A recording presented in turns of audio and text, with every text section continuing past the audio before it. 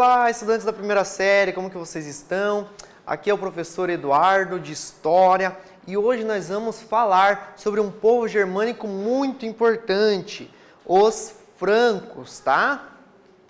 Então, qual que é os objetivos? Quais são os objetivos da nossa aula?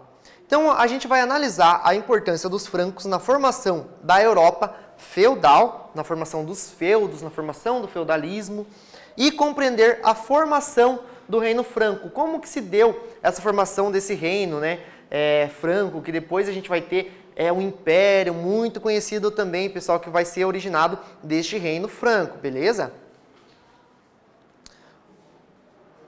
Então, pessoal, você lembra por que os romanos chamavam os estrangeiros de bárbaros, né? E você lembra o nome de alguns povos que formaram os reinos da Europa? Então, por que será que os romanos, quando eles olhavam para os povos germânicos, eles utilizavam dessa nomenclatura, né? Ele chamava eles de povos bárbaros, né? E quais que eram esses povos chamados bárbaros, então, esses povos germânicos? Quais os nomes deles? Então, os romanos, eles chamavam os povos bárbaros, né? Porque eles eram estrangeiros, né?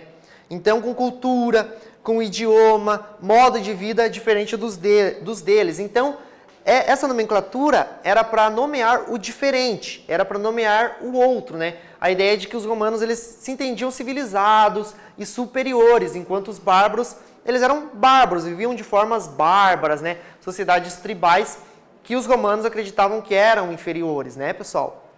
E alguns povos, né, que a gente tem são os visigodos, os suevos, os burgúndios, os ângulos, os saxões, os vândalos e os alamanos, né?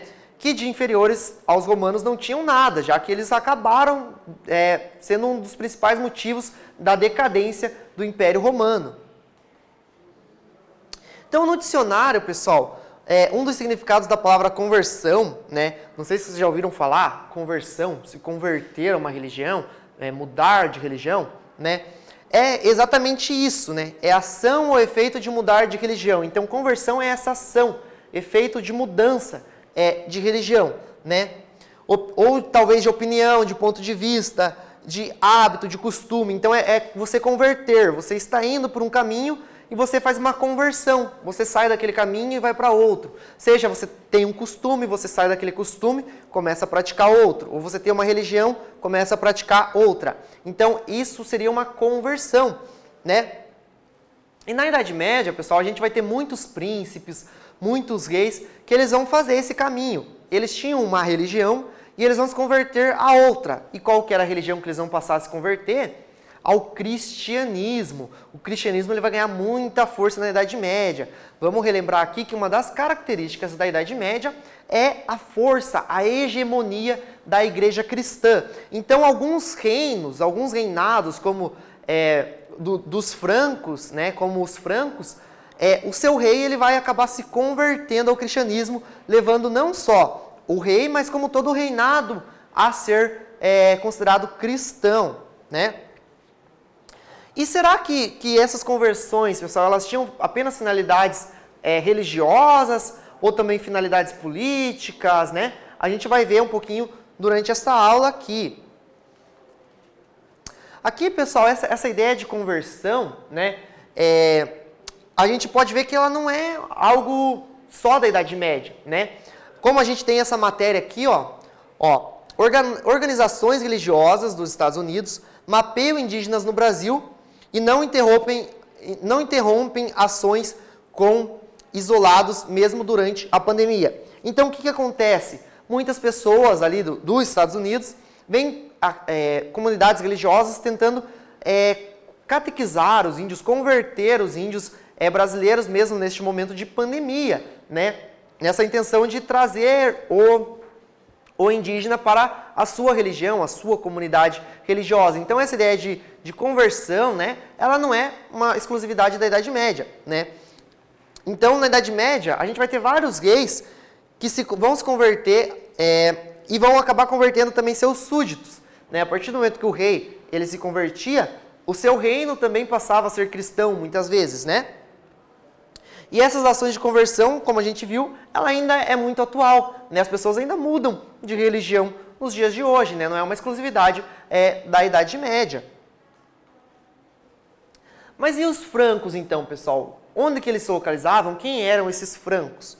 Então, os francos, eles eram um povo germânico, né? Que eles vão se estabelecer na Gália, tá, pessoal? Atual França e Alemanha. França, francos, estão conseguindo relacionar? Então, né? E eles vão trazer com eles suas crenças, hábitos guerreiros e sua cultura, né? Como muitos dos reinos germânicos, eles eram politeístas, ou seja, acreditavam em vários deuses, tinham vários deuses, né? Então aqui a gente tem um mapa aqui do reino franco, né? E eles vão formar o reino mais importante e duradouro dos reinos germânicos. Então, dentre todos os povos germânicos, visigodos, ostrogodos, vândalos, né? A gente vai ter os francos, que eles vai ser o reino mais longo, o reino mais próspero durante a Idade Média, tá? Mas como que vai se dar essa ascensão dos francos? Ou seja, como que eles vão se tornar tão importantes, tão imponentes na Europa? Né? Então, nos primeiros anos do século V, a gente vai ter uma disputa armada entre os próprios francos. Né? Então, os francos eles vão se dividir, né? E eles vão disputar ali o poder. Né? E a gente vai ter um chefe militar chamado Clovis. Né? Levou um chefe militar ao poder, que é o chamado Clovis, que vai ser o primeiro da dinastia Merovíngia. A gente vai ter duas principais dinastias do Reino Franco, que é a Merovíngia e a dinastia Carolíngia, de um cara chamado Carlos Magno. Não sei se vocês já ouviram falar, mas ele é muito importante também para a história do medievo, né? Então, esse termo Merovíngia é em homenagem ao ancestral, né? O Meroveu, né? Então, é em homenagem ao ancestral do Clovis, essa dinastia Merovíngia. E aí vai se ter uma ascensão com Clovis, ele vai ser um forte líder, um líder muito importante, né? Que ele vai tomar muitas providências ali no Reino Franco, que vai fazer essa ascensão dos francos. Então, o Clovis ele vai ficar de 481 a 511 no reinado franco, né? E ele vai estabelecer a capital do seu reinado em Lutécia, cidade que vai dar origem à chamada Paris. Então, a gente vê a presença forte dos francos na França, tá, pessoal? Estão conseguindo relacionar? Né? E ele vai conquistar várias terras de rivais. Então, ele vai expandir os domínios dos francos. Ele era um chefe militar muito imponente, né? Então, ele vai dominar terras dos burgúndios, dos visigodos, e ele vai se casar, pessoal, com uma Matilde, que era a rainha dos burgúndios, e ela era cristã, pessoal.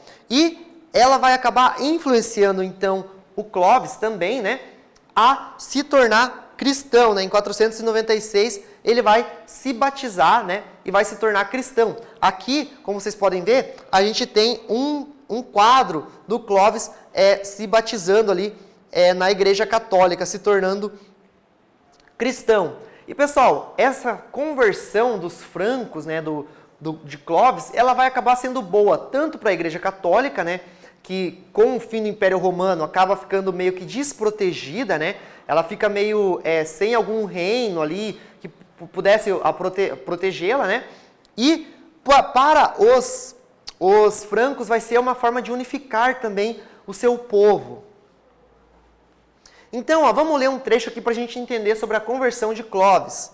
Então, todavia, a rainha Clotilde, princesa burgúndia católica, não deixava de pedir ao rei que reconhecesse o verdadeiro Deus e abandonasse os ídolos, ou seja, aqueles outros deuses, né?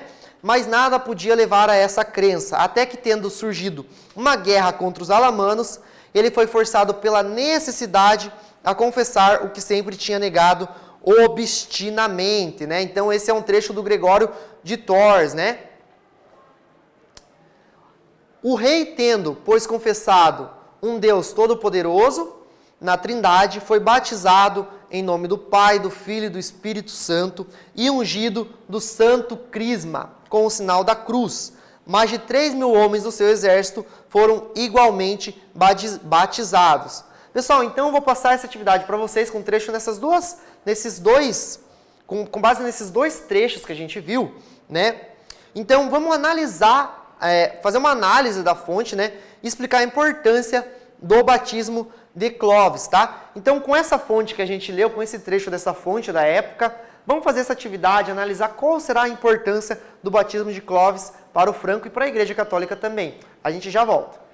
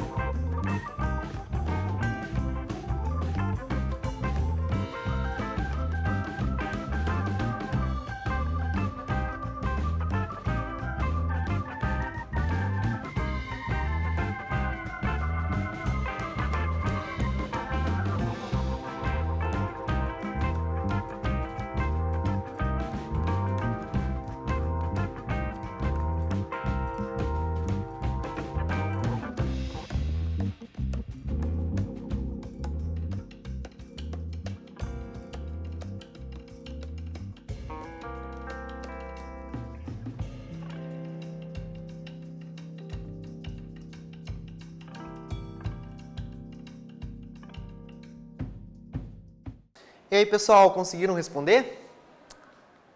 Então, com o batismo de Clovis, ocorreu a associação entre o poder político e religioso no Reino Franco, e vai fortalecer tanto o poder do rei como da igreja, tá, pessoal? Então, a igreja vai acabar se unindo a um reino, né? Desde o fim do Império do Ocidente, a igreja não tinha essa forte união com algum reino importante, né?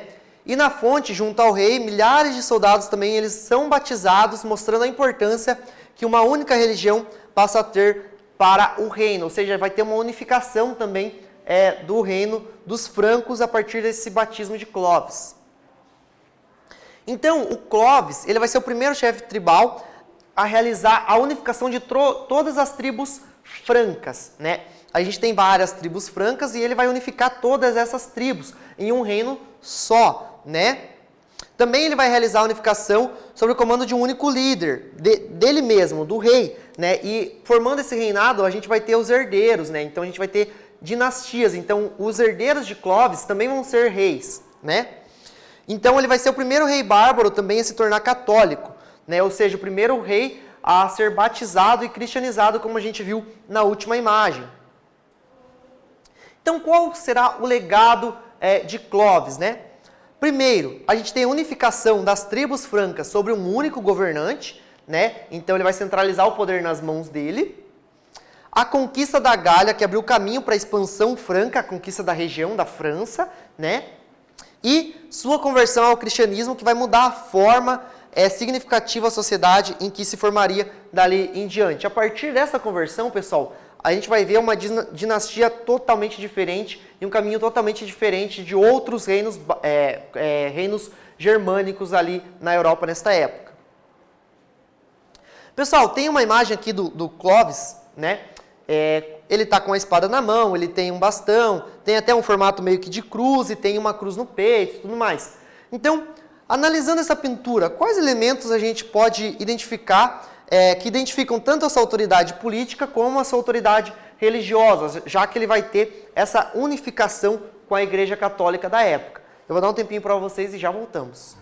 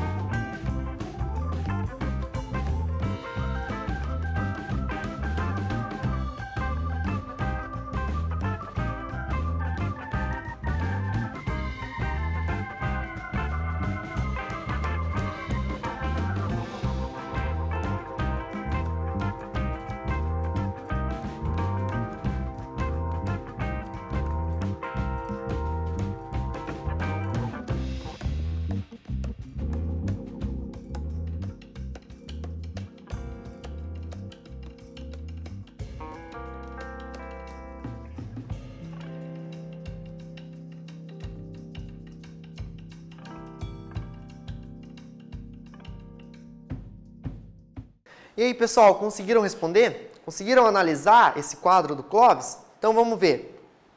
Então, em sua mão direita, a gente tem um bastão, né, com uma ponta que ela até lembra um formato de uma cruz, né, pessoal? Que poderia fazer referência ao cristianismo, né? E além de sua espada na cintura, símbolo que mostrava que ele era o poder, a justiça, né? Então, a espada ali mostra o poder político, né?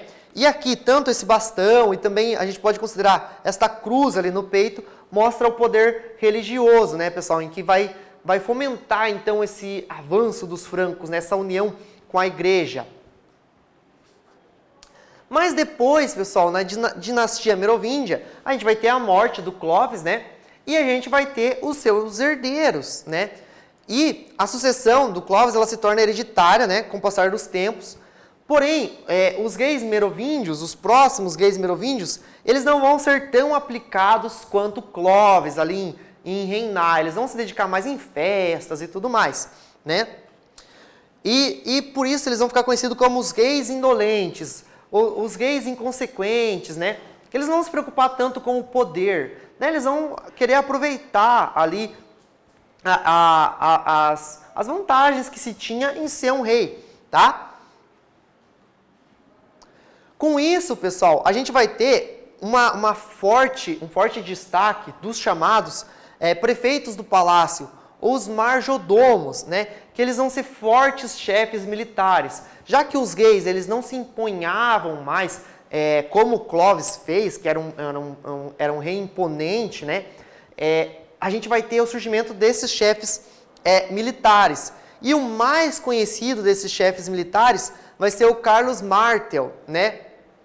Que ele também vai influenciar muito a expansão do reino franco. Ele vai se expandir muito graças ao Carlos Martel. E uma das das batalhas mais conhecidas dele vai ser a vitória contra os muçulmanos, né, na batalha chamada Batalha de Poitiers, né, em 732, né, em que os muçulmanos estavam avançando muito ali na região da Península Ibérica e os francos ali, através de Carlos Martel, vai vencer então os muçulmanos, vai ter essa batalha muito conhecida, vai ter essa vitória para cima dos mouros, né? Aqui a gente tem então uma imagem de como teria sido esta batalha, uma releitura, né, de como teria sido esta batalha.